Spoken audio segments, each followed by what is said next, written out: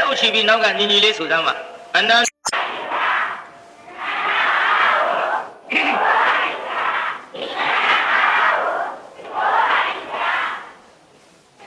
ဒီကနေ့1338ခုနှစ်နယုံလဇန်9ရက်နေ့ညပြည်မြို့မှာ4ညမြောက်တရားပွဲနောက်ပိုင်းဇက်လန်းကျင်းညာထားတာကမိဘခုံကြီးသားမှတီဆိုတဲ့ဇက်လန်းဘုန်းကြီးဟောမှာဖြစ်ပါကျွတ်တို့သုံးလောကထောထားသဖြင့်မြတ်စွာဘုရားသခင်ကိုရောမြတ်သည်သာကတိယနိတတေသမောရမနာဂရမဝသိထဘုဒ္ဓသန္တိတ္သဥပါထဟိန္တုဒေဝနာမိန်ဒေနအဝေကဟိတာလို့ဒီအတိတ်ဇတ်ပေါင်းဒေသနာကိုမြတ်စွာဘုရားဟောကြားပါဘယ်လိုအကြောင်းဒီခေါ်သလဲမြတ်စွာဘုရားထံဖူးမြော်ကြတော့ရံနောက်ကြတဲ့တကားတယောက်ကိုဘုရားကိုယ်တော်မြတ်အကြောင်းပြုဟောနောက်ကြဆိုတရားနာပိဋကဘုရားကိုယ်တော်မြတ်ထံသို့နေ့စဉ်နဲ့အမြဘုရားဖူးတရားနာလာနေကြတကားသည်ဒီကနေ့အချင်းတော်နောက်ကြဘုရားကိုယ်တော်မြတ်ကတကားသင်ပန်းတဲ့ကြောင့်ဒီကနေ့ငါဘုရားကြောင့်အရောက်နောက်ကြသလဲလို့ဆိုတော့မှန်လားပါဗျာဘုရားတပည့်တော်နောက်ကြခြင်းဒီတခြားမဟုတ်အိမ်ကမိမ့်မမလိမ္မာလို့တပည့်တော်နောက်ကြကြောင်းပါဗျာပိဿကြီးကြောင်းအရောက်နောက်ကြတာမိမ့်မလိမ္မာလို့တယ်လားမလိမ္မာလို့တယ်လိမ္မာလို့ပါဗျာဟဲ့တကားတော့ဘယ်နဲ့ကြောင့်မလိမ္မာတာတော့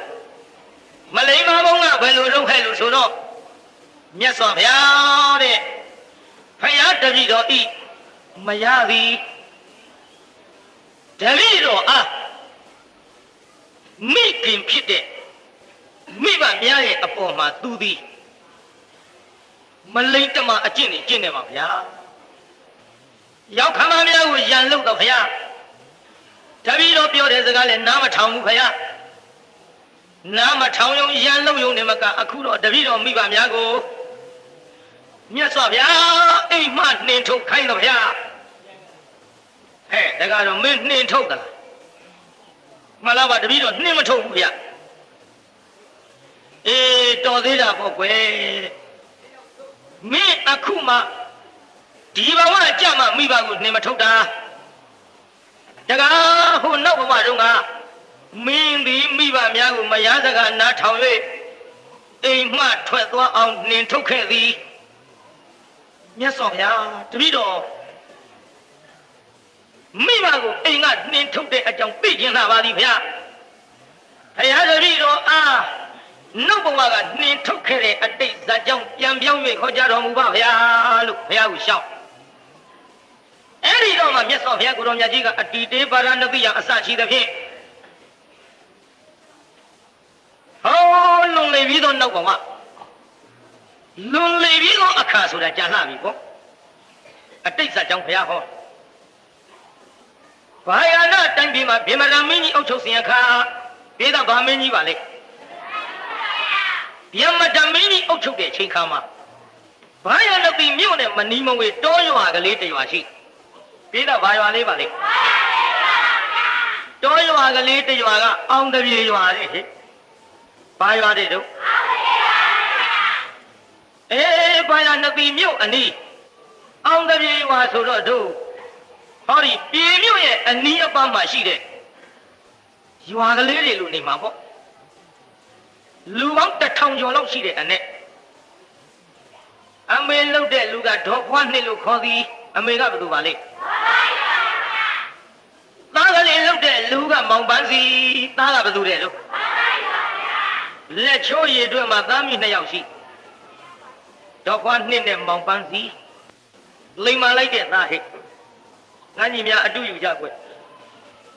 သားရဲ့လူကလေးရဲ့လို့ခေါ်လိုက်ရဲ့မိဘခေါ်တဲ့ကြားရဲ့နားဆွင့်တဲ့သားမင်းတို့ခေလည်းနားဆွင့်ပါလေဒါပဲဒီဆွင့်ပုံရင်းကကွာတယ်ဘုလုံးကတော့အမေခေါ်တယ်ဘာခိုင်းမလို့လဲအမေအနာကိုငါသွားမယ်ခိုင်းတာလှုပ်ဖို့ဆွင့်အခုဆွင့်ပုံကဒီလိုမဟုတ်ဘူးအမေခေါ်တယ်ဘာခိုင်းမလို့လဲပဲလစ်မ lip mà lột xuyên bông chiếm mà quả vu la đi ăn nào đấy ta chỉ thế hôm anh đã xuyên à phía cái này toa bị rồi xe đồng mà phân chụp cái gì mi ba anh đã bị sát tay mà gì vu hệ phân cũng mà chặt luôn nghe đi xe đồng mà phân chụp bị rồi khang cái này cái nguyên gì mi ba xe chặt rồi thu cái này trâu thành gì bây giờ chỉ lấy mà để ta đâu mi ba xe về đâu lâu thành thu trâu thành ra hết à tu yêu thế chẳng nó tiếng anh giảm bên này thu cái này trâu thành hết ta đâu mi để đi luôn lấy mà ra cái này bắt giúp nhau đông lâu số đó ô ba sari ya mi niệm pha mi ba lấy mà để ta đâu mi lấy mà đi bây giờ mi ba lấy mà hiện ta đâu mi mà lấy mà luôn mi ba sống mà hiện ta đâu mi mà lấy mà luôn để cho ta đâu mi mà sống mà rồi cô ta đâu mi cũng mà này mu bé này mà đông bây giờ ta đâu mi sống mà ya tha luôn cho là cô mà này mu cô bé này mà đông bây giờ giải là cô xí đông à mía phê biến lại để xuyên ta đâu mi đi cả anh ăn thuê chịu phê biến lại để phá mông quay khen lên chú ở quê thế đi phá quay cái vào lên thuê chịu chứ à phê biến lại mông sai ra đi cú khi đó cái lấy đi lại nhưng mà đẹp bảo hey phê biến lại thế quá phê biến nó đâu có bà ai cái lấy trong cả đông tu ở phía phía là vùng lên miền này đồ cái lấy xây mà cao vé xây cao mà lấy thì anh là bây giờ cao của bà ai cái lấy trong cả đông tu ở phía phía là vùng lên miền này đồ cái lấy xây mà cao vé xây cao mà lấy thì anh là bây giờ cao mà sụp qua đây như thế ra cái biển này thuê được phần nào cái ít thòng này phía bên lục phía là bà lấy phần nào ít thòng này thế là mông mà lục đau cô gái thì anh là bây giờ ta tao mi sống mà cũng sụt đầu quê rồi bao nhiêu cái lý đi chụp đại đúng rồi, cái trong biết cái đó, ha cái biển là lúc mà sinh mà chán ra ta tao mi, bên này lúc anh nhung trên này mà ông mà rong giấy là để cái đó, xí ra nào mà bây giờ, tận na luôn lúc mà đi ra cái này số đại chụp xí vậy ngã biểu cái gì, ra là để chỉ khăm mà tăng cái xí ông này thế này, đi mà cái tiền, này mà tu cái tiền này mà mấy phụ số đã trả rồi.အောက်ကိုမသွားဘဲနဲ့လူဘဝလေးကိုတော့အပြန်ပြီးတော့အစားရကိုခင်းရင်းနဲ့ခိကာလာပါလားမှန်လားပြည်သားကြီးမှန်ပါဗျာဒါကြောင့်မိဘလိမ္မာမှာသာသမီလိမ္မာတယ်မိဘတရားနာရင်လည်းသာသမီတရားနာတဲ့ဝါသနာရှိတယ်မိဘရုပ်ရှင်ကြည့်တော့သာသမီရုပ်ရှင်ကြည့်တတ်တယ်လို့မိဘဇာကွဲသွားတော့လည်းသာသမီဇာကွဲလိုက်တတ်သည်မိဘဥပုံကျောင်းသွားတော့လည်းသာသမီစောင့်တာမစောင့်တာအဘာထားဘုန်းကြီးကျောင်းပါသွားတတ်သည်မိဘကဖယားနဲ့ဘုန်းကြီးရှ िख ိုးတော့ဒီကလေးကလည်းအတုလိုက်ပြီးတော့ရှ िख ိုးတတ်သည်ဒါကြောင့်မိဘများသည်ရှေးဥဆရာဖြစ်ခြင်းကြောင့်သာသမီများဆုံးမကြပါကြည့်ကိုမတရားနာပိသဒူးလေးတုတ်ထိုင်တဲ့ဘယ်လိုထိုင်တော့ဟဲ့မင်းတို့ခင်အနေထိုင်မတတ်လုံးလို့မိဘကလည်းထိုင်မထိုင်သူတို့ကရိုးရိုးမထိုင်ဘောင်းပေါ်တက်ထိုင်ခြေတော့ကနန့်လေးဒီထက်မိဘလေပင်ဖက်လို့မိဘကတင်မလားအောင်မိတယ်အမေအာဟာလေးတဲ့ငါလေပင်လာဖက်နောက်ထိတ်တက်မဲ့တော့မှလေပင်နဲ့မကဘူးခင်ဗျားတို့မသိလို့သားသမီးတွေပြည့်စည်နေတာကြောင့်ကျွတ်တို့တိုက်ပြေမှများလာပါပြီဒူးလေးတုတ်ထိုင်လိမ့်ပါတဲ့သားမမေပါလေခင်ဗျာဩငါသားပြောစရာရှိလို့ငါသားလေးထင်ခုတဲ့ကိစ္စ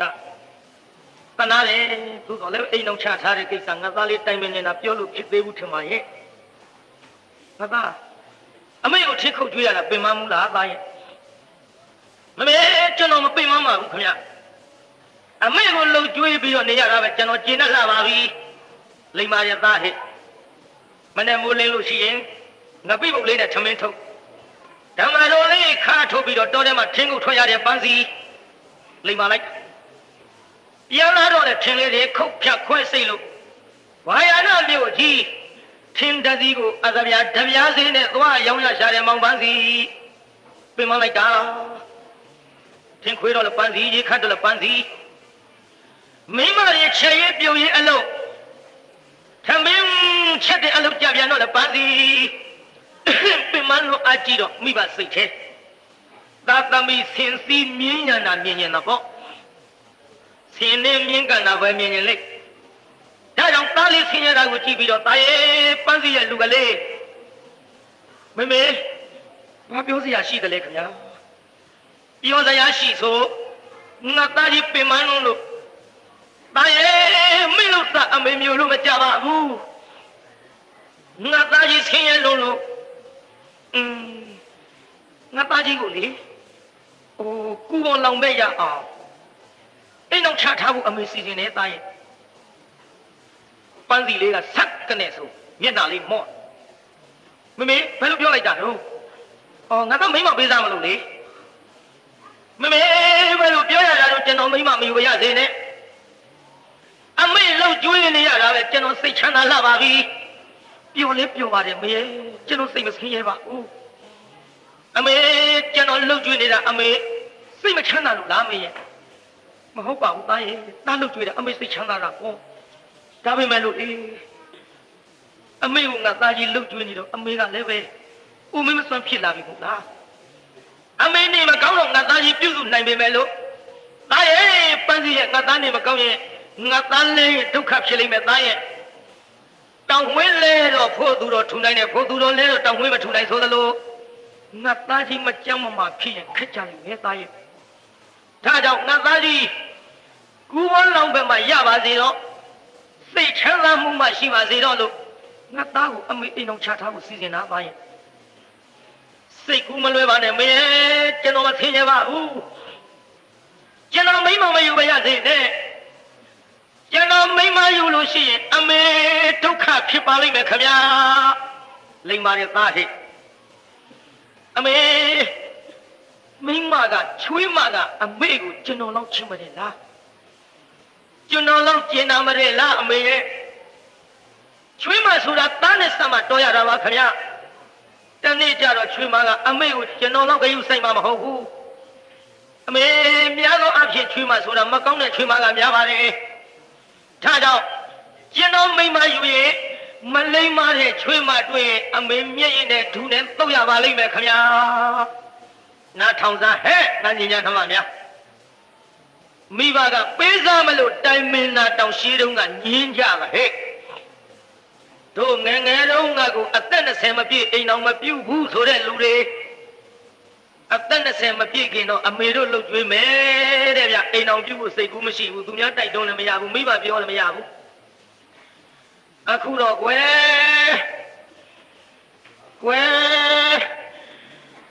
14နှစ်ဆိုလိုက်ကြည့်ဘယ်လိုဟာဒီမှလည်းမသိဘူးမောင်တာကလည်းမပတာအားကြအထုပ်ပိုးနဲ့လမ်းမွေကိုက်မှာတော့မရှိဘူးလိုက်ရှင်တာတော့ကြည့်ကြပါဟဲ့ဒါကြောင့်တရားနာပရိသတ်ကြီးအခုခေတ်ကာလငယ်ငယ်ရွယ်ရွယ်နဲ့ဒုက္ခဖြစ်ကြပါသည်သလဲဝင်ဖင်မမဲခင်လေပြောကြကြားကြတဲ့အတိုင်းပေါ့ကြည့်တရားနာပရိသတ်ကြီးမိဘတိုင်မင်နာတောင်ညင်းပြီးအခုညင်းလေရလားပရိသတ်ညင်းပါဘူးမိဘတိုင်မင်သူတို့ရှိပြီးကုန်ဖြစ်ပြီးကုန်များတာဘဖေးတယ်မမေးတယ်ကျွန်တော်တို့ချစ်ချင်းခွဲပါနဲ့တဲ့ကျမတို့ချစ်ချင်းခွဲပါနဲ့တဲ့သမီးစားလည်းမကလင်မယားလည်းမကြောက်လောက်ကုန်သူတို့ခေကြမှာဒါတွေပေါ်လာရှင်းတော့ငါမိဘတိုင်မင်နာတောင်းမှမယူကြဒီထဲမြန်တရားနာပြည်သားကြီးရှင်းတော့ကအိမ်အောင်ပြုကြတော့မယ်ဆိုရင်ယူရကြယောက်ျားများကလည်းမိန်းမယူရယူတယ်မိန်းမများကလည်းယောက်ျားယူရယူကြညတိုင်ညစကထာလေးတွေနဲ့ပညာစမ်းကြလာသာညခါဖို့ခွဲတို့တော်ဒေသဝိုင်းဖွဲ့ပြီးတော့တလင်းပြင်မှာစကထာဖွဲ့ကြတိုက်ထဲကြက်ချီယာတာရာနဲ့တေးသေးတဲ့ယောက်ျားလေးကမဖော်နိုင်တော့ပန်းပေးတဲ့တိုက်ငါဖုံးမေးတဲ့တိုက်ထဲကြက်ချီယာတာရာနဲ့တေးသေးတဲ့အမမင်းရှိလို့မောင်လာတေပါကွယ်ကွမ်းဆေးတဲ့ဟိုတုန်းကစကထာဖွဲ့ကြအတောင်တရားမွေးတွင်းမှာခွေတနေ့လက်တသိကျမသက်ကကြီးဟိုတုန်းကလာသာမှာဟဲ့ယောက်ျားလေးမိန်းမပြိုလေးတွေထိုင်ပြီးတော့စကထာဖွဲ့ကြအခုခေတ်တော့ကွာလာသာများထိုင်ပြီးယောက်ျားပြိုမိန်းမပြိုလေးတွေဖွဲ့လိုက်ရလို့ကတော့ဘာပြောကောင်းမလဲဘာမှကိုပြောကောင်းမှာမဟုတ်ပါဘူးအဆုံးကိုမခံတဲ့ခေတ်မဆုံးလိုက်နဲ့ဆုံးလိုက်ရင်ကုန်တာပဲကုန်တာပဲကွရှင်းတော့ကလည်းမတူကြတော့ဘူးမှန်လားပြိဿကြီးကြည်တရားနာပြိဿကြီးအခုမိဘကတိုင်မင်တာတောင်းမှကျွန်တော်မယူရစေနဲ့အဲ့ဒါလို့ပြောပြီးတရားနာပြိဿနေလိုက်ရှာတော့အမေလည်းစိတ်မချမ်းသာဘူးပေါ့နောက်မင်းလောက်ပြီးထင်တော့ခေါ်ပြောဘဲနဲ့တော့သားရင်အမေပြောတာတစ်ချိန်ပြောရသေးဘူးနှစ်ချိန်ပြောမရသေးဘူးဒါပေမဲ့လို့ပန်းစီနဲ့စဉ်းစား哦，阿妹我အိမ်အောင်ပြုတ်တဲ့ချင်းနဲ့မိဘများဆိုတာသားသမီးမှားတဲ့လမ်းနဲ့ပို့မထင်ပါဘူးနောက်တစ်ကြရဘူးငါကြောင့်အမေမျက်ရည်ကြရဲ့ပဲအညွတ်တဲ့နိုင်ပါမလားကွယ်ရှေးတုန်းကမိဘမျက်ရည်ကြမှာကြောက်တဲ့ဟဲ့ဒေသကြီးရှေးတုန်းကမိဘမျက်ရည်ကြမှာမကြောက်ဘူးလားကြောက်ပါရဲ့ဗျာခုခေတ်ကြောက်သေးလားဟဲ့ကြောက်ပါဘူးငါသားဒီလမ်းသွားနေသွားတယ်ကြည့်နေရငါသမီးဒီလောက်မလုံးနဲ့ဆိုလောက်ပစ်လို့လောက်တယ်မမပြောရဘူးဘယ်မပြောရမလို့မပြောလိုက်ရှိတဲ့လက်ဝက်လက်စားယူပြီးထွက်သွားတယ်ဒီထက်ဘာပြောသေးတော့ကိုပစ္စည်းတော့ကိုအကုန်ယူသွားမှာမိဘဝယ်ပေးတဲ့ပစ္စည်းသူတို့ပစ္စည်းကြလို့လူလုံးကြီးတောင်ဘယ်သူကလူဖြစ်အောင်မွေးထုတ်ဒါကိုပစ္စည်းကိုအကုန်ယူသွားမှာအိမ်ကဆင်းသွားမွဲလို့ငတ်တော့ပြန်လာကျွေးရတာပဲဟဲ့မိဘကရေးစည်းသားရှိတယ်ရေးဆောင်မရှိသားသမီးတစ်ကြိတ်ကိုမိဘနှစ်ယောက်ကဝအောင်လုပ်ကျွေးနိုင်သည်ဟဲ့မိဘနှစ်ပါးကိုသားသမီးတစ်ကြိတ်ကဝအောင်လုပ်မကျွေးနိုင်တာလားမဟုတ်ဘူးမကျွေးလို့ကျွေးရလားပြိဿကျွေးပါဘူးအိမ်တော်နယ်ဘဝရောက်တော့ကိုယ်အိမ်ဟင်းကောင်းချက်တော့တစ်ခွက်ပို့ဖို့သတိမရပါကိုယ်အိမ်ဟင်းမကောင်းလို့အမေတို့အိမ်ဝက်သားချက်တယ်ဆိုတော့ပကံများတဲ့ထမင်းထည့်ပြီးသွားနှိုက်ကြတော့မိဘလှုပ်ကြွေးဖို့စိတ်ဓာတ်ကတဲနေမိုးခေါင်တော့ခေါင်တယ်လဲမမှန်းတော့မမှန်ဘူးတဲ့ဒါကြောင့်ဝယ်တော့ငါကြီးများနှမများဒီလိုတရားဝဲကြီးလာရတာဒီသင်္ကန်းသားတွေယူသေးခြင်းလုံးလို့ကြည့်ဟဲ့လိမ္မာတဲ့သားလေးအမေမျက်ရည်ကြမှာကြောက်အမေမျက်ရည်မကြရဘူးနဲ့နောက်တစ်ချိန်ခေါ်ပြီးတော့အမေလို့သူကအားရဲ့ပန်းစီရဲ့လူကလေးရဲ့လို့ခေါ်တော့အမေရှိသူလေးတုတ်ထိုင်မမေကျွန်တော်နားထောင်နေတယ်ပြောပါမေရဲ့ဒီလိုသားရဲ့ငါသားအိမ်အောင်ပြုတ်အမေဒါနဲ့ဆို3ချိန်ရှိပြီနော်ဟုတ်ကဲ့မမေစိတ်ချမ်းသာထားပါတော့အမေပြုတ်တဲ့ခြင်းနဲ့အိမ်တော်အမေစိတ်ချမ်းသာအောင်ကျွန်တော်ပြုတ်ပါတော့မယ်ရေးသားကြီးအိမ်တော်ပြုတ်ပါတော့မယ်လို့လည်းဂတိပေးလိုက်ရောတော့ခွားနှစ်ကြီးအလုံးများဟဲ့ရေးသားကြီးတော့ခွားနှစ်ကြီးပါများဘာအလုံးတုံးဟဲ့ရှာတဲ့အလုံးဖွားကြီးတွေရှာဘူးသားနဲ့အရာထဲအမေကျုပ်သားလေးကသဘောကောင်းပါလေစကားပြောလဲချင်းကမှာတဲ့အလုတ်သွဲလဲတော်တို့မြင်တဲ့တိုင်းမှာတဲ့ဒါကြောင့်တော်သမီးလေးနဲ့တော်တယ်ထင်လို့စကုန်ပြီတချို့မိန်းကလေးတွေကြတော့ဘာပြောတော့ဟိုကျွတ်တို့အိမ်သားကောင်လေးရတယ်ချစ်လို့ယူထားတဲ့သူမယားကိုကျွေးရိုက်နွားရိုက်တယ်ကျုပ်သမီးအဲ့ဒီလိုကောင်နဲ့တွေ့မှဆိုလို့တော်သားလေးတော့ရိုးတယ်ထင်လို့စကုန်ပြီအရာထဲလျှောက်ဆက်လို့အာမရဥပုပ်ချောင်းလိုက်ဆက်ပြောပြီးကြောင်းကြသူသားလေးနဲ့ဘသူသမီးကဘယ်တော့တယ်မင်းတီးဝိုင်းကြီးတွေတောင်ပါတယ်ဝက်သားကျွေးတယ်အော်သူတို့ကတော့ဘက်ဒီပါတယ်လက်ထဲကစိတ်ဝီကြီးကမြင်ကြောင်းမရဘက်ပြောပါတယ်ဒီမျိုးပြောတာမဟုတ်ပါဘူးဒီတော့ရှိလို့ထင်ပါဘူးကဲကြိတ်တရားနာပြိဿကြီးအဲ့ဒီလိုခမည်းတော်အလုတ်များကြတယ်လို့ချွေးမရှာတဲ့အလုတ်များပြီပြိဿရှောက်ရှာလိုက်တာပြိဿကြီးတွေ့ပြီဆိုကြပါစို့ကလေးမလေးရိုးရိုးသားသားပါပဲရိုးရိုးသားသားပါပဲတရားနာပြိဿကလေးမလေးနာမည်ကမပွေလီ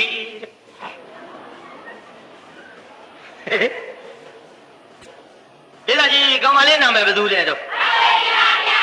မှတ်ထားဟဲ့ငါဓမ္မများပွေလီနဲ့ရွှေမျိုးမတော်ကြငါပွေလီကြောင်းတန်းနဲ့ပြောပြအောင်ခလေးမလေးကနာမည်ရင်းကမလှလှရုပ်ကလေးလှလို့မိဘပွေးထားတာလှလှတယ်ဒါပေမဲ့လို့ကလေးမလေးကရုပ်လှတဲ့လောက်စိတ်မလှဘူးဟဲ့ဒီအိမ်ကတဲ့ဟိုအိမ်ဖို့ဟိုအိမ်ကတဲ့ဒီအိမ်ဖို့ဟိုကာလာသားလေးနဲ့တမျိုးဒီကာလာသားလေးနဲ့တဖုံရေရီယူနဲ့မြန်သေးဟဲ့ကိုလီမနက်မိုးလေးအိမ်ပေါက်စီရောက်ပြီးပြီတုံမီရှုံမီနဲ့ရှုံလွန်းပွေလွန်းလို့မိဘပေးတဲ့လှလှဆိုတဲ့နာမည်ပျောက်ပြီးတော့လက်ဖက်ထုံနဲ့ပြင်းမိုးမတက်ရဘဲနဲ့ပွေလီဆိုတဲ့ရက်ကရွာကပေးတဲ့နာမည်ကကောက်ရတယ်လို့ပေါ်လာသည်မဟဲ့ပွေလီကြောင့်ဒီလောက်ပြောသိအောင်မဘယ်လိုသမီးလေးဖြင့်လိမ်မာလိုက်တာဆိုရင်နင်တို့မိဘများပြုံနဲ့ခုံယူခြင်းကြလုံးလို့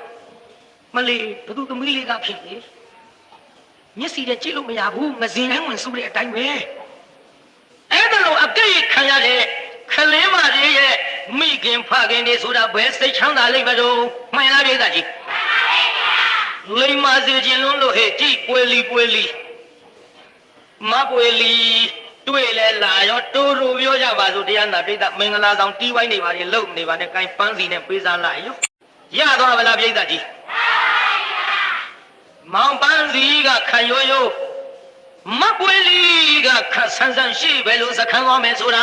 ဆဲ့နာထောင်ဟဲ့နေလာခဲ့တာချစ်လိုက်တာရကစား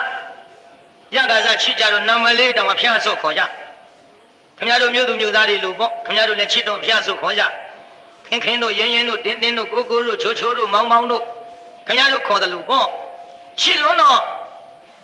မောင်ပန်းစီကလည်းမပွေလီကိုခေါ်လိုက်တာကလီလီပြည်သားကြီးဘယ်လိုခေါ်လိုက်မပွေလီကလည်းမောင်ပန်းစီကိုခေါ်ပြန်တော့ဟုတ်တယ်ဟေးလီလီနဲ့စီစီဒီလိုမှကြိုက်တော့မှာပေါ့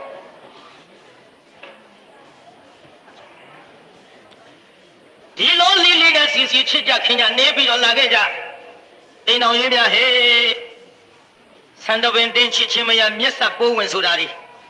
ဩဒကမတွေဆံမင်နဲ့နေတာသိပါတယ်ဆံမင်ထုံးထားတာညီရင်ကိစ္စမရှိဘူးအဲ့ဒီတပင်နဲ့မြန်တင်းနေပြီဆိုရင်အတော်နေရောက်ခဲ့မျက်စပ်ပိုးဝင်နဲ့မျက်စိလည်းမြန်ပိုးကောင်ဝင်တဲ့အချိန်သိပါတယ်လေဒါကြောင့်ဖြစ်နေတဲ့မရဖြစ်နေတဲ့လင်ဆိုတာတယောက်တော့သူနဲ့များတရားနာပရိသတ်ကြီးကိုမျက်စိအောင်အမြင်မတော်တွေးလိုက်မြင်လိုက်ကြားလိုက်ရရင်ဟောအဲ့ဒီဆန်တပင်တင်မျက်စပ်ပိုးဝင်တဲ့ကဲ့သို့အင်မတန်အခမ်းရခဲ့ကြတဲ့အိမ်တော်ကြီးတယောက်နဲ့တယောက်ချစ်ချစ်ခင်ခင်နေကြမယ်ဆိုရင်ဖြင့်တာယာဘူးလားပရိသတ်ကြီးတာယာတော့ပေါ့ကြည့်အခုသူတို့ချစ်ကြခင်ကြကျင်နာစဆိုတော့မောင်ပန်းစီလေးတရားနာပိဋကတော်တယ်ထင်ကုန်သွားထင်စီလေးထမ်းပြီးကိကိနဲ့ပြန်အလားမပွေလီကတနခါပါမှလိမ့်လို့အိမ်တိုင်းကလေးမိဆောင်မောင်ပန်းစီတော်တယ်ကပြန်လာတော့ပြည့်ပြီးတော့ထင်းစီကလေးကူချမောင်ပန်းစီပဲလို့ပင်တော်တယ်ကမောလာပေမဲ့ပြုံးနဲ့ထွက်ကြိုးတယ်မပွေလီရဲ့မျက်နှာမြင်လိုက်တော့အမောပြေတဲ့ပိဋကကြီးမောင်ပန်းစီအမောမပြေဘူးလားပြေရောပေါ့မြင်တာကိုမြင်တာမမြင်ရအမောမပြေဘူးတကားတွေသိပါတယ်တချို့အိမ်ကမိန်းမတွေကထွက်လဲနေရောခွေးရိုက်ကြောင်ရိုက်အိမ်ကမသားရင်ရနေတာပဲ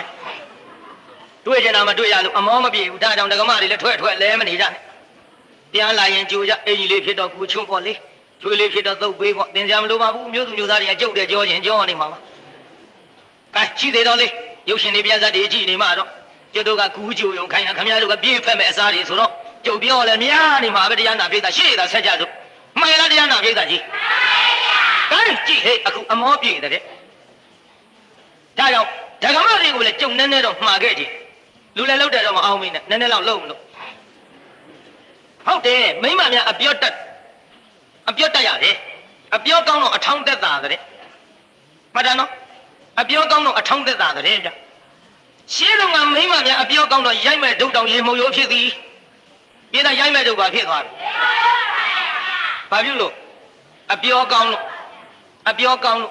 မြုံလာရှင်းတော့ကရွာတူရွာမှာယောက်ျားတွေကထင်းကုတ်ထွက်မိမတွေကညနေပိုင်းကျတော့တနခါပန်းမှလိမ့်ပြီးတော့ရွာဦးထိတ်ကညောင်မင်းကြီးထွက်ကြကြသည်လာကြဟဲ့တို့လင်သားတွေပြန်လာချိန်ဒီပဲဟဲ့လို့ရွာဦးထိတ်ကညောင်မင်းကြီးထွက်ကြကြသည်ညောင်မင်းကြီးရောက်တော့မောင်မင်းကြီးသားများထင်းစီတွေထမ်းလို့ကဲနဲ့ပြန်အလားဟောလေပခုံးဟောကထင်းစီလေးခေါင်းမောပြောင်းလို့သူ့အတွဲလေးနဲ့သူပြုံးနဲ့အမောကိုပြေးလို့တနေ့သ၌ကြတော့တရားနာပိဋကအပြောကောင်းတဲ့မိန်းမကလားမကြိုဘူးတဲ့မြို့လားမကြိုတော့ဟိုလူဘက်နေတာပေါ့ကြည်စားသူများတွေကြိုတယ်ဒီမိန်းမမကြိုဘူးသူရသေးတာပေါ့ပြီးမယ်နဲ့တော့ကျင်းတော့ကျင်းပြီလို့ဘာသိမယ်တော့ပြောတတ်ဘူးအေးမင်းတို့သွားနေကြကောင်ကနောက်မှလိုက်ခဲ့ရှက်နဲ့ထင်းစီနာထင်းစီညောင်မင်းကြီးနာချပြီးတော့တရားနာပိဋကပါလာတဲ့ဓမ္မတို့လေးနှုတ်ဒုတ်စိမ့်လေးတစ်ချောင်းခုတ်ထင်းကြောက်စီလေးတဲ့ထိုးအိမ်ကြရိုက်မယ်ဗျဒါသိမယ်ပြောတာပါရိုက်မယ်မိမချင်းဆိုတော့လေဟိုမိမတွေကကိုချင်းစားတယ်ဟဲ့ညီသွားကြိုသေးဘူးလားအေးညီယောက်ကြတော့ဒုက္ခုနေရတာမြင်နေလားမကြိုလို့ညီရောရိုက်တော့မယ်ထင်တယ်အပြောကောင်းတဲ့မိမကဘာပြောတော့ကိစ္စရှိပါဝေးတဲ့ဒီကောင်ကြီးတော့အပြောပါတယ်ငါနိုင်ပါတယ်တဲ့အပြောကောင်းတဲ့မိမကကြိုဘူးဟိုကပြန်လာပြီးခင်းစီတီထမ်းလို့အလေးရွာလဲကမကြီးပင်ကြီးကြတွေ့ကောင်းပါရဲ့သူကထင်တော့မကြီးပင်ကြီးလည်းမတွေ့ဘူးအလေးနဲ့အိမ်ကျော်စိုးရင်လောက်ကြတွေ့ကောင်းပါရဲ့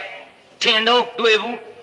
အိမ်ဝင်းနဲ့ဝင်လို့50လှမ်းလဲရောက်ရောမိမကမိဘူးတဲကလှမ်းကြည့်လိုက်ဟောမောင်မင်းကြီးသားတို့မျက်နှာကြီးသုံးပုံပြီးပြန်လာပြီငါတို့ရိုက်တော့မှာမဖြစ်ဘူးငါတက်တယ်လို့တော့ပြောမှာပြန်လာပြေးတိုက်ငါကမျက်နှာအိုးမရှိပါဘူးထမင်းဦးခင်ကအိုးမဲတွေမျက်နှာဆွဲသုံးထုံထားတဲ့ဆာမင်းဖြီချထမင်းစုံအောင်ဆွဲပြီးထွက်ပြေးလာဟောကြည်သားမင်းတော့တောင်းပြန်လာပြီကျုပ်လေရွာပြင်းမဲ့ထီအောင်ထွက်ပြီးတော့ကြိုနေတာဟိုလေကြည်သားမအိုးရေကမချိုရမူကမချိုရသနာခါမလိန်ပေါင်းမပါရမျက်နှာလည်းအိုးမဲတွေထင်ပါရဲ့သုတ်ထားတာနော်ရှင်ကြိတ်တက်တဲ့ကျဟင်းကားစီကလည်းချက်လို့မပြီးသေးလို့တော့သမီးလေးကလည်းလေပခက်ထဲကတအီးနဲ့ပေကြောက်ကူချမယ်ဆိုတော့ဒုက္ခလာတဲ့လူကြီးကဘာပြောလို့ခုမှတော့နေပါစီတော့ကွာဒါနဲ့ချင်းစည်းကြီးချကျန်းစင်မဝိုးမနဲ့ပြစ်ထိုင်လိုက်စိတ်ဆိုးနေတဲ့လင်သားပြစ်မထားရဘူးဒကမကြီးဟိုမှာကြည့်အနန္တကပုသိပုတ္တနဲ့ကြည်သားတော့ချွေးတွေတုတ်ပေးဟင်ခေါင်းနဲ့ဆူးတွေညှိလို့ပါလားအော်ပခုံးကဆူးကြကြလေးကလည်းကိုယ်စားတောင်မပြောက်သေးဘူးလက်မလေးနဲ့တရွေးလေးနဲ့ဆွနှိပ်ပေးမှတ်ထားနော်စိတ်ဆိုးတဲ့လင်သားကြီးပြစ်မထားနဲ့ပြစ်မထားနဲ့အနာကကြဆိုသည်ပြောရမှာကမပြောရဖဲနဲ့သွားကလို့ကန်ချိုးရုပ်တာမဟုတ်ဘူးဟုတ်တယ်အပြောကောင်းမှဖြစ်တယ်ဆိုမှကြည်တရားနာပြိဿချွေတွေသားလေးတုတ်ပေးလို့တရားနာပြိဿအမောလေးပြေလောက်အောင်ပြောတော့ပေါ့လေတော်ပြီထင်ခုတ်တဲ့အလုပ်ဆိုတာနေဘူးခေါင်ကြီးသိပ်ပင်မနာကျုပ်ကအိမ်ကကလေးတွေနဲ့မဖြစ်လို့နေခရတာတော့တော်ပြီမနေ့ကကြရင်တော့တော်အိမ်ထဲနေကျုပ်ကိုယ်တိုင်ထွက်ခုံမယ်ရိုင်းမဲ့လူကြီးကဘာပြောတော့ဘယ်ပြမလို့ကွာမင်းနေရဘူးတဲ့ဟေးဒုက္ခလာတဲ့လူကြီးကဘယ်ပြမတော့နေရဘူးနဲ့မရိုက်မှန်းလဲသိရောပရိသတ်ဘုံမိမတွေပြောလို့ဒုက္ခထာသိသားပဲမသိကြအောင်ဆောင်ပြီးတော့ချင်းစီနာပြေးဟောကြည်စားတော့လေထင်းရောက်စီတဲ့ဒုက္ခစင်းလေးတစ်ချောင်းထူးထူးဆန်းဆန်းခုတ်လာတော့ဘာလို့ဖို့ပါလဲအပြောကကောင်းထားတော့ကိုလူကြီးကရိုက်မဲ့လူကြီးကဘာပြောတော့အာမမင်းမသိဘူးလားကွာအိမ်လေးမုတ်ရိုးချိုးနေဟာရှင်းမုတ်ရိုးလှုပ်ဖို့ခုတ်လာတာတဲ့ပရိသတ်ကြီးအပြောကောင်းတော့ရိုက်မဲ့တော့ဘာဖြစ်သွားလဲဒီထဲတရားနာပရိသတ်ရေလင်လောက်တဲ့လူကရေချိုးသွားတော့တော်လေချွေးတန်နေနဲ့ရေမိုးချိုးကြည့်ဦးမလားအေးအရေချိုးသွားအော်တော့ရေချိုးသွားတော့လက်ကြည့်ဖြစ်ရေဦးလေးတစ်လုံးဆွဲသွားပါလားဆိုရိုက်မဲ့လူကြီးကဝေဟာအမလေးမရိုက်တဲ့ပြင်ထင်းခွေရာကအပြန်ရေအိုးတစ်လုံးတောင်အခက်ခိုင်းနိုင်ပါသေးသည်အိရှင်မတို့လူလည်းလောက်ပါအောင်မယ်လို့ပြောတာပြောပြီးပါပြီခင်ဗျားတို့ဒါကြောင့်အပြောကောင်းတော့လေအထောင်သက်သားတဲ့မပွေလီကျိုးတော့လေမောင်ပန်းစီအမောပြေတယ်ပြေဦးလားပြေသားဒီလိုနင်းလာခဲ့ရမှမိပွေလီဇာတိမပြောက်အော်ခက်လိုက်တာ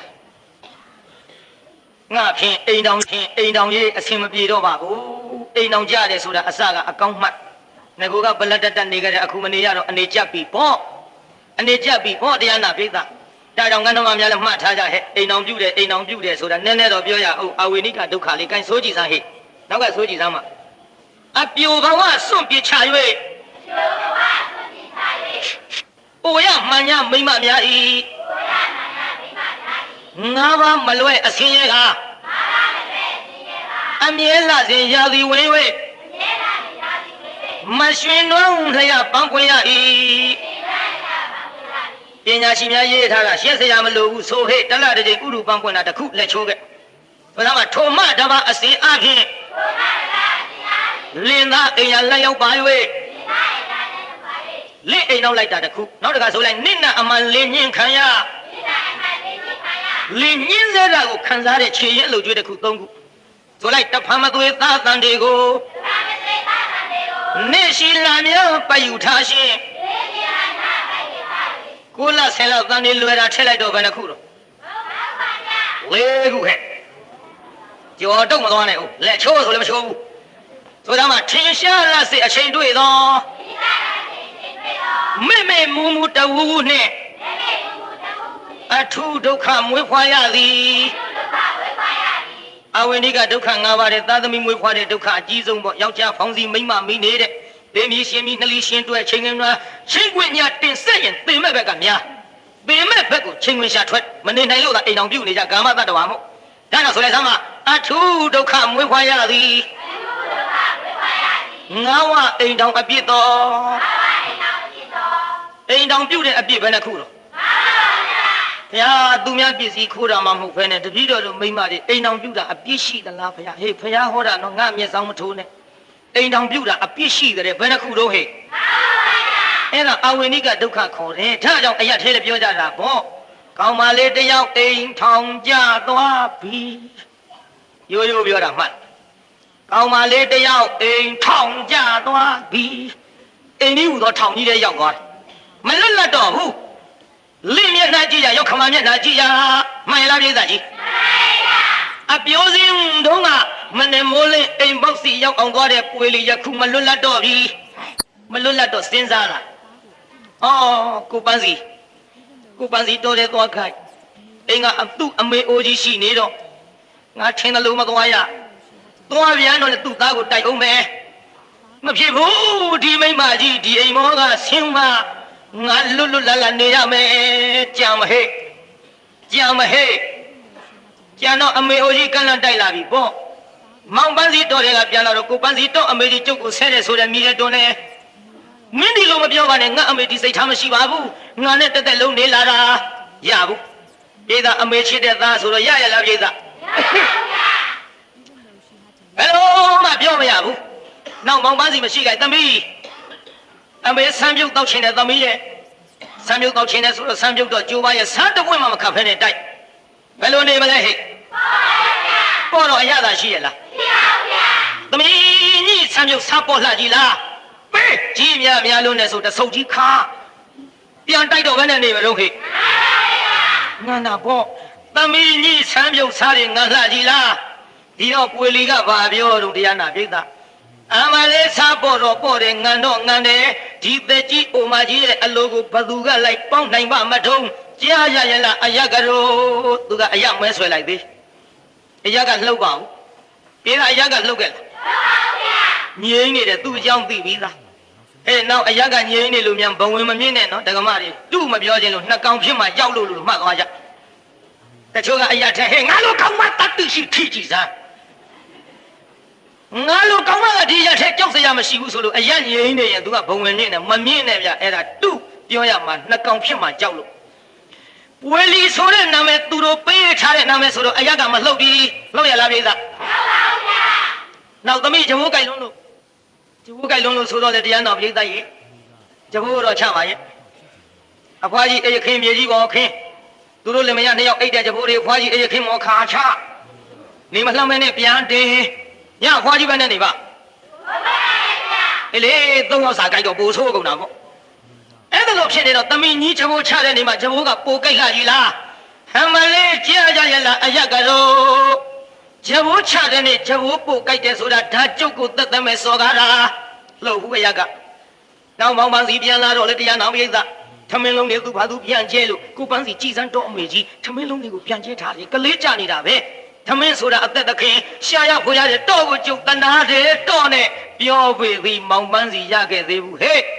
ရရလားပိဿကြီး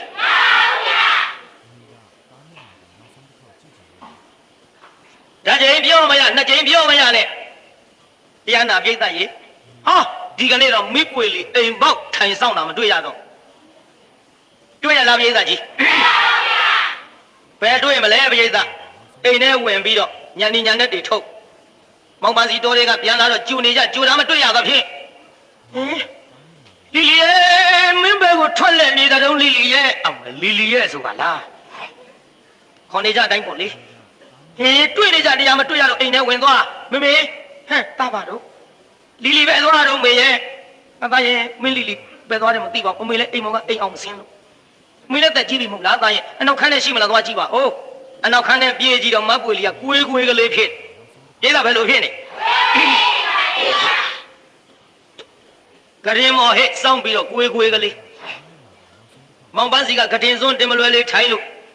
မပွေလီရဲ့နတ်ဖူးပေါ်မှာရှိတဲ့ဆန်းစားကလေးများလက်နဲ့တတ်လို့လီလီမင်းဘယ်လိုဖြစ်တယ်ကိုကိုပြောပါအောင်အမေကိုကိုပြောပါအောင်ဆိုပါလားပြေးတိုက်ရဲ့နတ်ဖူးစမ်းကြည့်တော့ချွေးတွေနဲ့နေမကောင်းတာမှမဟုတ်ဘဲနဲ့ဇော်ချွေးတွေလက်ဖြားခြေဖြားစမ်းကြည့်ဖြားသွေးကမရှိမင်းချွေးတွေနဲ့ပါလားလီလီမင်းဘယ်လိုဖြစ်တာတော့မေးလို့မရနှစ်ကြိမ်သုံးကြိမ်မေးတော့မပွေလီထထိုင်ထိုင်ပုံလေးလည်းမြင်အောင်ကြည့်ဒူးလေးမဆန့်မတင်းထားလက်နှစ်ဖက်နဲ့ရှက်ပြီးတော့ဒူးကလေးကို꿰ထားထိုင်ပုံလေးဟဲ့အနောက်ခန်းနဲ့မြင်အောင်ကြည့်မမြင်တတ်ရင်လည်းအိမ်ကြထိုင်ကြည့်မပွေလီထိုင်တာဒီလိုလေးဟဲ့လို့ဒူးကလေးမဆန့်မတင်းလေး꿰ထား မြင်အောင်မှန်းကြည့်ကိုပန်းစီတော့ကိုကြုံမပြောရစေနဲ့ပြောချင်တဲ့စကားဒီကအစရှိမှတ်ထားဟဲ့ပြောချင်တဲ့စကားဒီကအစရှိလီလင်းနေမရသုတိုင်းမကောင်းတိုင်းမမောက်မပြောရင်မင်းဘသူပြောမှာတော့ကိုပန်းစီရှင်ကပြောပါဆိုလို့သာကျမကပြောရမှာ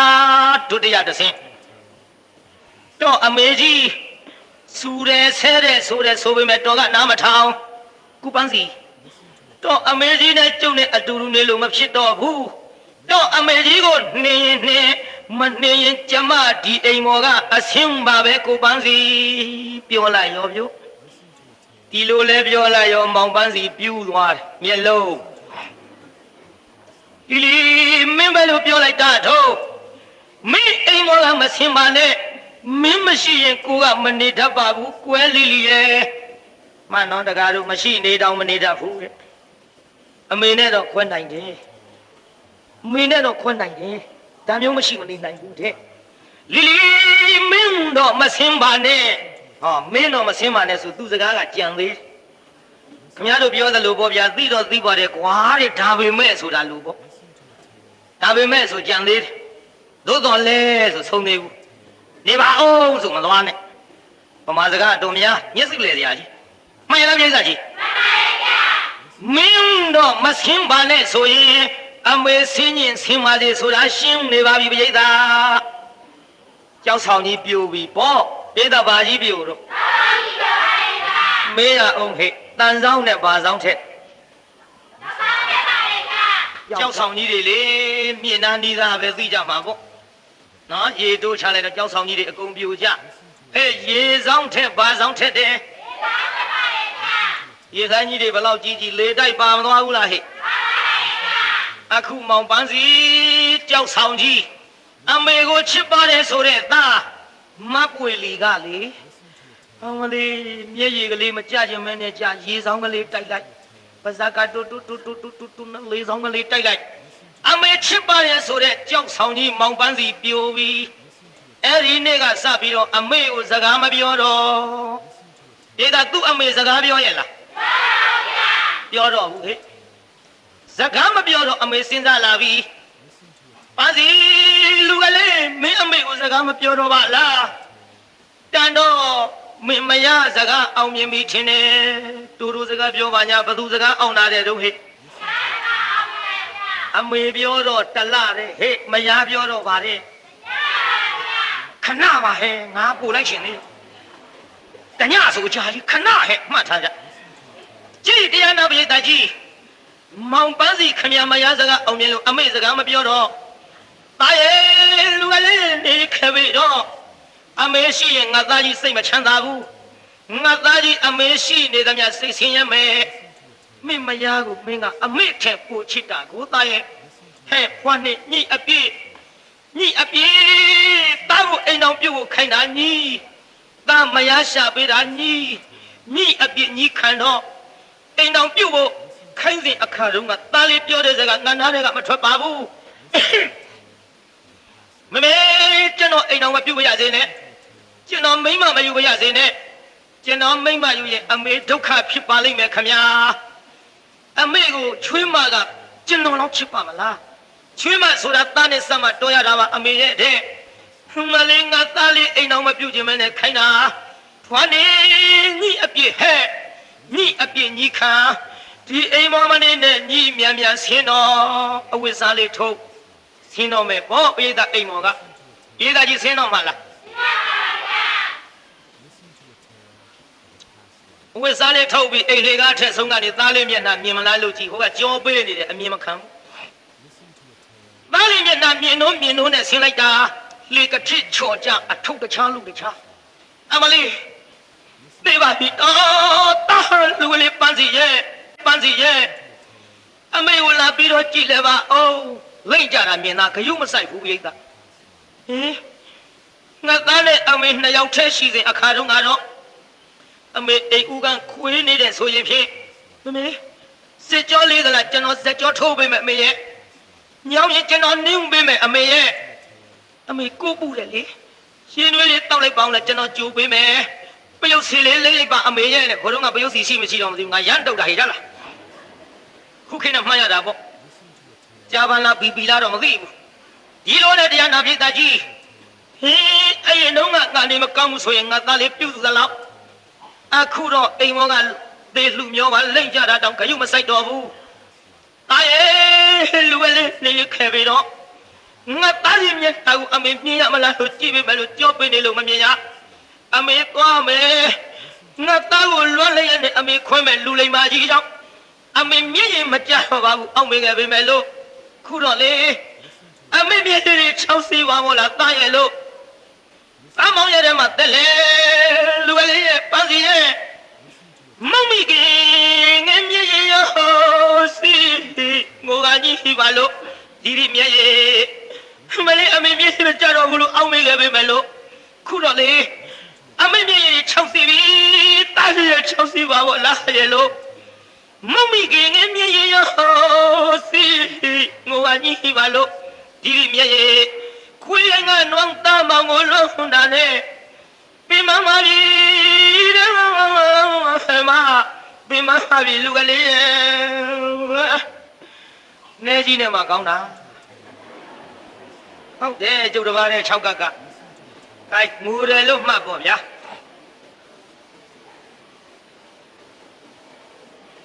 ဒေသကြီးအမင်းငိုပလားပြိဿကျုံငိုခြင်းကလည်းပြိဿမနေ့ကငိုခြင်းကလည်းပြိဿမနေ့ကငိုခြင်းဟုတ်တယ်သားနဲ့ပတ်သက်ရင်တော့သားမောင်ရတဲ့မှာသက်လေဒီတပုတ်ရှိသမီးနဲ့ပတ်သက်တော့လေသမီးယရနာရတဲ့မှာသက်လေဒီတပုတ်ရှိအော်ဘုန်းကြီးမင်းသားတွေလိုတရားနာပြိဿဆိုင်နေဝိုင်းနေမဟုတ်တော့ဒီလောက်ဆိုရင်ဒီလောက်ပဲငိုပြဖို့တော်တာပါမှန်လားပြိဿကြီးကြည့်တရားနာပြိဿငိုပြီးတော့အမေလို့သူဆင်းသွားတားပေါ်မရပါဘူးအဖွားကြီးကယောဟန်နောက်ဖျားရောက်ပြီးတော့တရားနာပြိဿသူများအိမ်ဟိုနှစ်ဘေးမှာအဆွဲကလေးချပြီးတော့သူများခိုင်းတာလို့သားလှုပ်စားစားလာခဲ့တဲ့မိခင်ဟေးချွေးမမလိမ္မာတော့အိမ်မော်ကဆင်းသွားရရောက်ခမဆိုတာအိမ်ဦးနတ်တဲ့ဟဲ့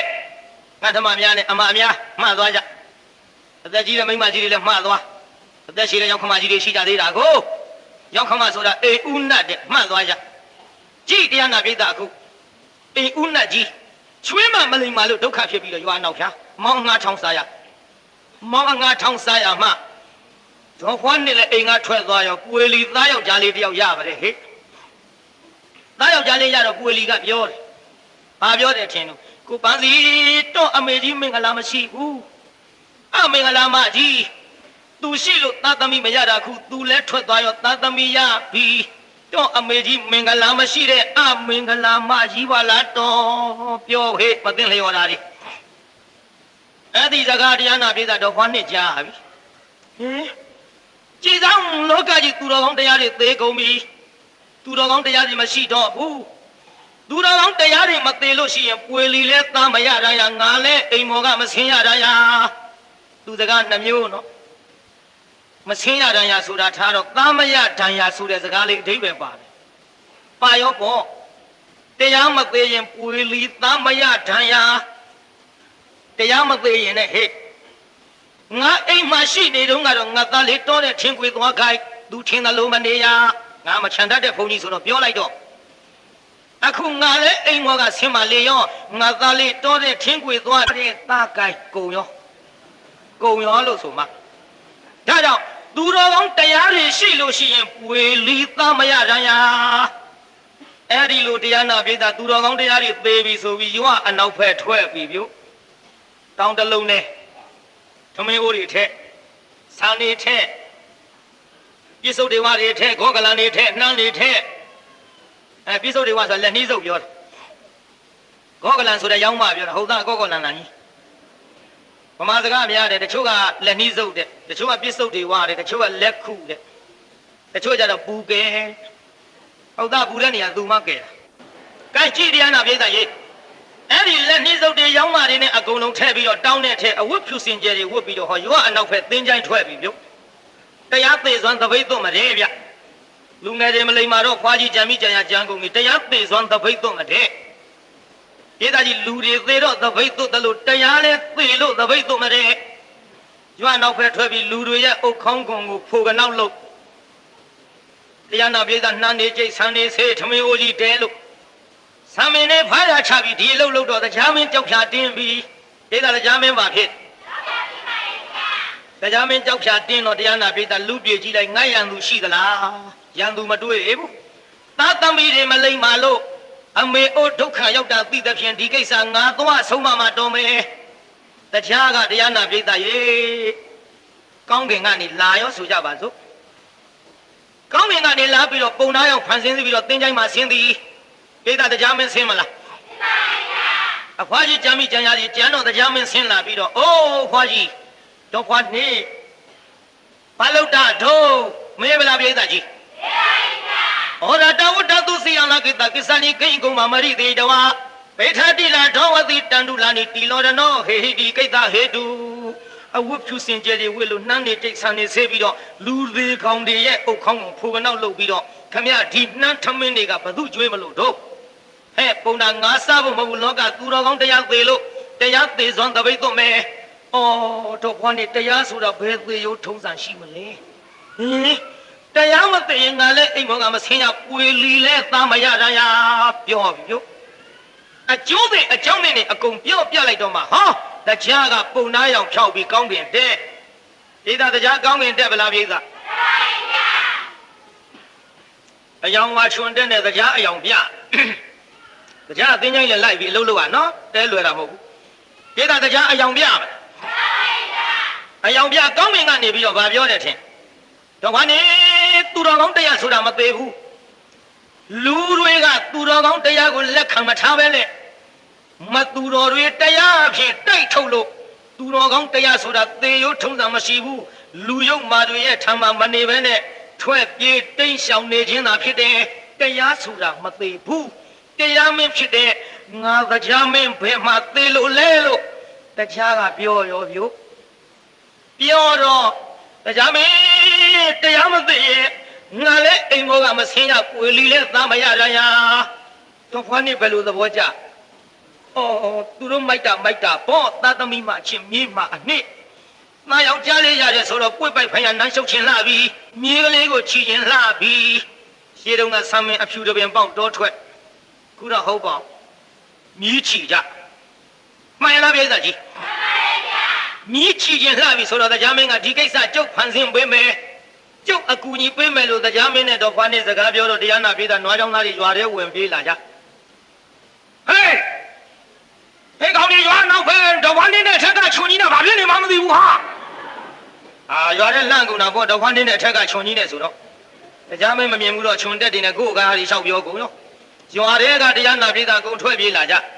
လူအုပ်ကြီးနေဘူးတရားမင်းကကောင်းခင်ကပန်းစီနဲ့ပွေလီလဲပါလာပြီပန်းစီနဲ့ပွေလီကအမဲခြေတော့တစ်ဖက်စီဝင်ဖက်လို့မမေကျွန်တော်တို့မှားပါပြီကျမတို့မှားပါပြီလို့အဲ့တလို့တောင်းပန်လိုက်တော့အမေအိုကြီးကဘာပြောလို့မင်းတို့မှန်သိရင်လည်းပြီးတာပါပဲကွယ်လူကြီးဟေ့မင်းတို့နေတို့ထွက်ပြေးစားစရာတောက်စရာအကုန်လုံးခေါင်းကိုက်ဆိုင်ကလေးနဲ့ဝင်လာတော့ဘာပြောတော့ဒီတိုင်းပဲမဟုတ်လားကျွေးရတာပဲဟဲ့ဒါကြောင့်ရေစည်းသာရှိတယ်ရေစံမရှိအခုကြည့်မင်းတို့မှန်သိကျင့်တတ်ပါတယ်ဆိုပေမဲ့လို့တရားမင်းကဟဲ့ပန်းစီနဲ့ပွေလီအဖွားကြီးကျင့်တတ်ပေမဲ့ငါမကျင့်တတ်နိုင်နင်းတို့တွေဒီလိုမိဘကိုမလေးမဆန်လောက်ကြလို့ဒုက္ခတွေဖြစ်ပြီးတော့မိုးလေဝသမမှန်အသီးအနှံငါမထွက်စီဝါရေးကကြက်တဲမသေးသေးနဲ့အရွယ်သေးကြမဖြစ်တဲ့အန္တရာယ်တွေဖြစ်ကြနင်းတို့မိုက်လုံးထွက်လုံးလို့ငါတရားမနေနိုင်မဲ့ဆင်ကြရသည်ပန်းစီနဲ့ပွေလီတို့ဒီကနေ့ကနောက်မိဘကိုသင်တို့စော်ကားရင်သင်တို့ခေါင်းရှစ်စိတ်ကွဲစေရဲ့အိမ်ခေါ်ပြီးတော့သက်ဆုံးတိုင်းလှုပ်ကြွေးကြကုန်လောတရားမင်းဆုံးမဘူးလားပြိဿဒါကြောင့်ဘုရားကိုယ်တော်မြတ်ကသာဂတိယနိသူနိသယတတိသမောရမနာဂရမဝသိထာဗုဒ္ဓသနိတ္တသဥပါထေတုဒေဝနာမိန်ဒေနအဝိကဟိတာသာဂတိယနိထိုကိစ္စည်းအနွယ်ဖြစ်တဲ့တော်ဖွားနေသည်သူနိသားရချွေးမှဖြစ်တဲ့မိပွေလေးနဲ့တတ်တယ်ကွာဂရံအိမ်နဲ့အဝသိထာနေကြလေပြီပုတ်တော်စတကလေးဒီ၎င်းနိတ္တာစမြေကလေးဒီ၎င်းမတရမိခင်ဖြစ်တဲ့တော်ဖွားနေကိုဒေဝနာမိန်ဒေနနတ်တွေကိုအစိုးရတဲ့ငါဖယားအလောင်းတရားမင်းကြီးအဝိကဟိတာချီးမြှောက်ထောက်ပံ့အပ်သည်ဖြစ်၍မတရမိခင်ဖြစ်တဲ့တော်ဖွားနေကိုဥပထဟိတု အမြဲတစေလှုပ်ကြွေးကြလေကုန်တော်သတည်း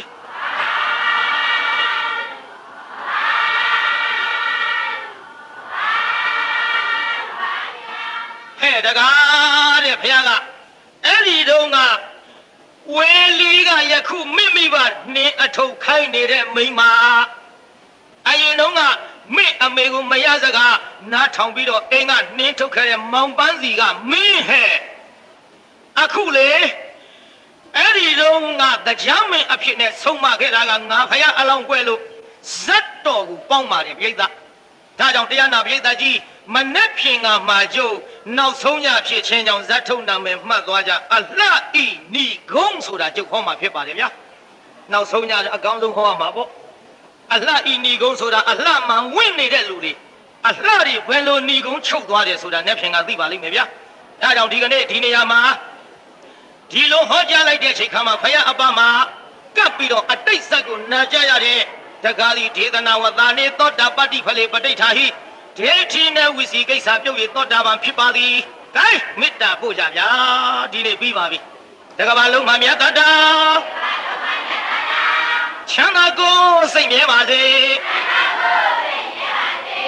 အားလုံးကိုယနေ့ညကြွရောက်လာကြတဲ့တရားနာပရိသတ်ကြီးချမ်းသာကြပါစေ။အားလုံးကိုယနေ့ညကြွရောက်လာကြတဲ့တရားနာပရိသတ်ကြီးကျမ်းမာကြပါစေ။အိမ်ပြန်ပို့ကြပါစို့အတ္တဂေဟေပြောသမျှဟောသမျှတွေကသဘောမကြပဲအပြစ်တွေ့ကြလည်းခြေရင်းနဲ့ဘုံဘုံစီတွေပြစ်ပြရသည်သောမိမိတို့အိမ်ငါဌာနသို့နိဝတ္တန်တုသိခံရတာပြန်ကြပေတော့နိဝတ္တန်တုမိဘတွေဘယ်လိုခုံရှိတော့လဲသားသမီးတွေလိမ်မာမှခုံရှိမှမို့ဒါကြောင့်မိဘခုံဟာသားအပေါ်မှာတီးပါသဖြင့်မိဘခုံကြီးသားမှတီးတဲ့ဆိုတဲ့ဇလန်းကိုနာကြပြီးတော့မိမိတို့ဌာနသို့မှန်စွာမနေပြန်ပါလေတော့ပြန်ကြစေကုန်သတည်း